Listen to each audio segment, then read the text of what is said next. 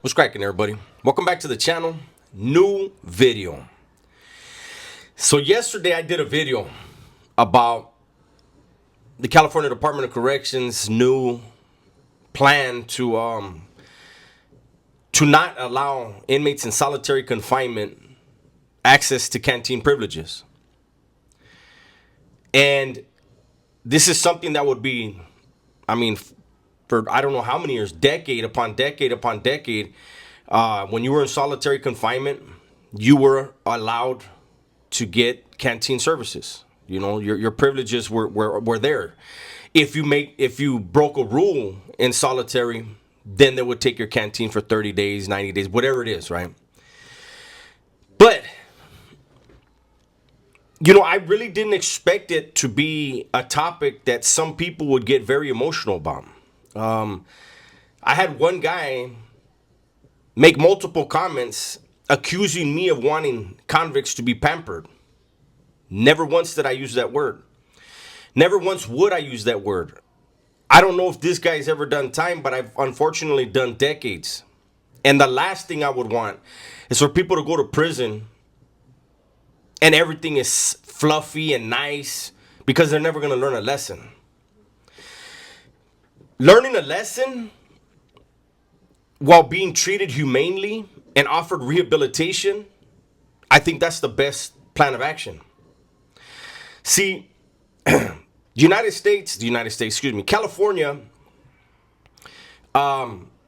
they went a little bit more. They didn't want to. The CDC didn't want to. But thanks to the Anti-Recidivism Coalition, a lot of things were put in play to where incarceration was kind of based on an incentive program, right? If you get a college degree, you get so many months knocked off. If you do so many, a year in AA, you get, there's different things. You get your GED. There's different things where when you do these things, and it's all related to education and self-help. What are education and self-help good for? Broadening the mind. And so it's encouraged. I'm all for that. I am not for taking away canteen privileges. Now, this video, I want to get a little bit more into detail. So, over the last,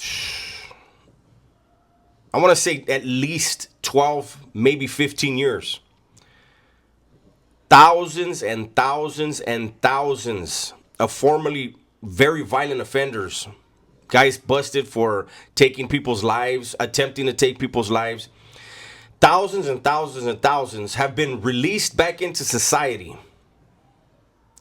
And the recidivism rate of that population of convict is less than 1%. It's less than 1% because they weren't pampered, because they understood they were never going to get out. And when the opportunity arose, they took advantage of it. And they went to self-help. And they got their education. And they broadened their mind, right? For the people that are like, hey, if you can't do the time, don't do the crime, this and this and that. Listen, it's not that easy, man. Some people, they go through some kind of trauma as a child and they turn to the streets, or they turn away from the family or the people that hurt them, and they embrace a whole different lifestyle. That's not an excuse, that's a reality, right? And what people don't understand is the vast majority of inmates in California, they're released back into society after about 10 years. And if we treat them like animals, then animals re-enter society. And we have to think about that. See, the CDC would love to treat people like animals and release them back into society, just like they did with the California Youth Authority, right? Because they know if you don't give a person any tools, but if they get back into society without having any change of mind and heart because of the bitterness that they felt during their incarceration, they're going to go right back. The CDC was pissed that thousands and thousands of lifers got out. Lifers were job security for them. They could always count on them to be there. until they died.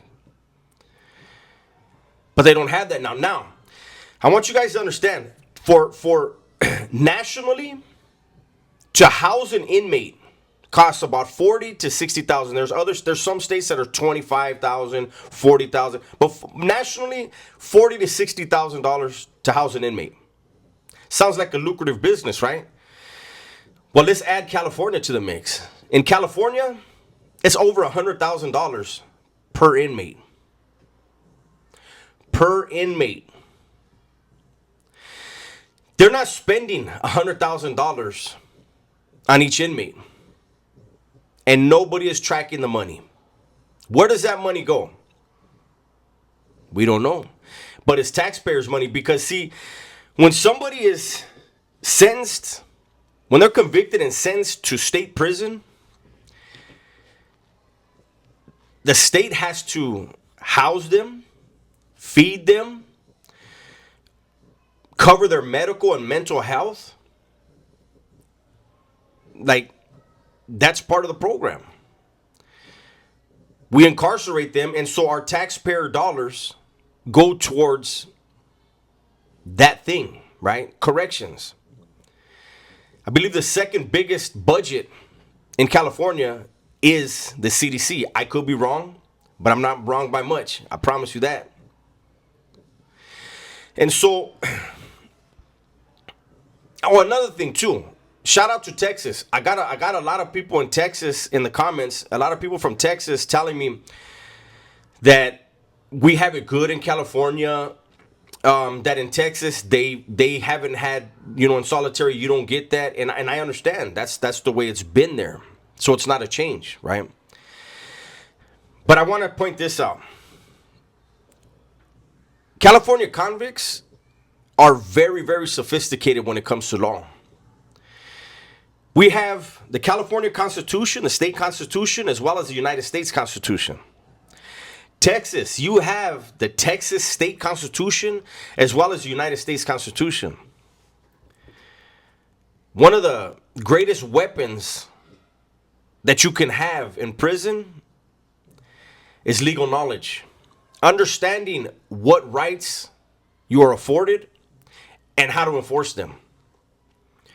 I think that Texas, things could be cleaned up if there were some convicts that got on that law library and worked on it. And don't be fooled. If they don't really do that a lot in Texas, then the guy that's known as a jailhouse lawyer that's willing to file lawsuits, file civil rights complaints, he's going to get his ass whooped. He's going to get bounced around. He's going to get separated from his property. That's what happened to the legal beagles here. But they bit the bullet. And they got things. They got us our rights as much as we had them coming. And look, I am for if you do the crime, you do the time. And let me tell you something. The vast majority of convicts will tell you, the vast majority of criminals, they have that understanding. They get popped, they're going to go do that time. They know that. So it's not a situation where people are complaining, but I think people just don't understand that they're going to try, they're trying to get the voices out there, right? To let the CDC know, to let the ombudsman know, to let your state representative know that you don't support taking away canteen privileges in solitary confinement unless there's been a rule broken. Then yeah, that's how it's always been. If that fails, I hope nobody resorts to violence. But if they do, the victim as well as the attacker, that's somebody's loved one out here. And the COs, I guarantee you, don't want the canteen taken. And neither do the convicts. Because neither one of them wants that possibility that something may happen. Because then jail just got a whole lot worse for everybody.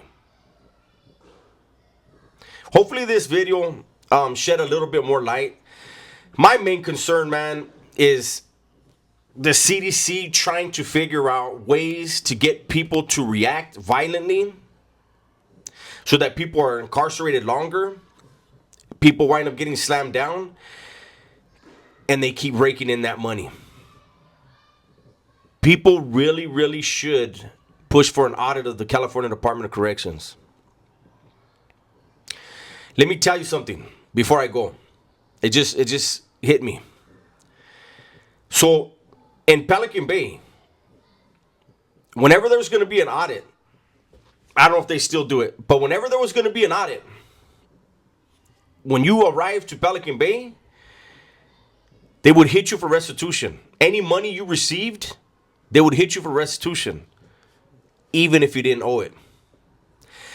I had paid off my restitution almost immediately. They only charged me $200 court fees, so I paid that off almost immediately, right? And I remember going back to the SHU in 1998, and they charged me.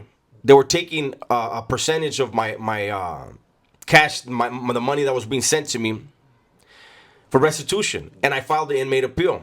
And they said, this process will take 4 to 6 weeks. Mind you, this would happen around audit time. Why were they taking everybody's money? Because they can put it where other money may be missing. I don't know, man. When you have that much money, I mean, the budget for the CDC is in the billions. They're not spending $1 billion on inmates every year. I promise you that. That's my video for today. Hopefully you guys enjoyed it. Everybody, please be safe, be smart, and tell the ones you love that you love them, man. I'm out of here.